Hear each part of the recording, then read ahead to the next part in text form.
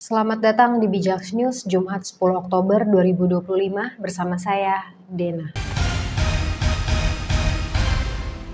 Menurut saya Prabowo ini masih segang dengan Jokowi menurut saya. Informasi pertama, pengamat politik Habil Marati menilai masyarakat menunggu langkah tegas Presiden Prabowo Subianto dalam melakukan reshuffle kabinet, khususnya terhadap Kapolri Jenderal Listio Sigit Prabowo dan Menteri Dalam Negeri Tito Karnavian. Ia menyebut Prabowo seharusnya berani mengganti pejabat yang masih loyal pada Presiden ke-7 Joko Widodo demi reformasi politik dan kepolisian. Menurut saya, Prabowo ini masih segan dengan Jokowi. Padahal agar pemerintahan stabil, ia harus melepaskan ikatan emosional politiknya, ungkapnya Kamis 9 Oktober. Ia juga menyoroti belum adanya survei publik terkait kepuasan terhadap pemerintahan Prabowo serta penanganan isu sensitif seperti dugaan ijazah palsu Jokowi dan Gibran. Habil menilai sikap pasif Prabowo dalam kasus itu menimbulkan persepsi publik bahwa ia masih terikat dengan Jokowi. Lebih lanjut, Habil memperingatkan bahwa tanpa perubahan signifikan sebelum 20 Oktober, Prabowo akan sulit memulihkan kepercayaan publik dan investor. Ia yakin reshuffle kabinet sekaligus perampingan struktur kementerian perlu dilakukan dengan menghapus posisi wakil menteri yang dinilai tidak efektif. Kalau 20 Oktober tidak ada perubahan fundamental, Prabowo sulit recovery, tapi saya yakin sebagai seorang Sandi Yuda, ia punya langkah strategis, ujarnya. Habil juga mendorong agar Prabowo mempertimbangkan figur seperti Gatot Nurmantio dan Anies Baswedan dalam kabinet untuk memperkuat stabilitas politik. Dan yang paling penting adalah Bung Raffi,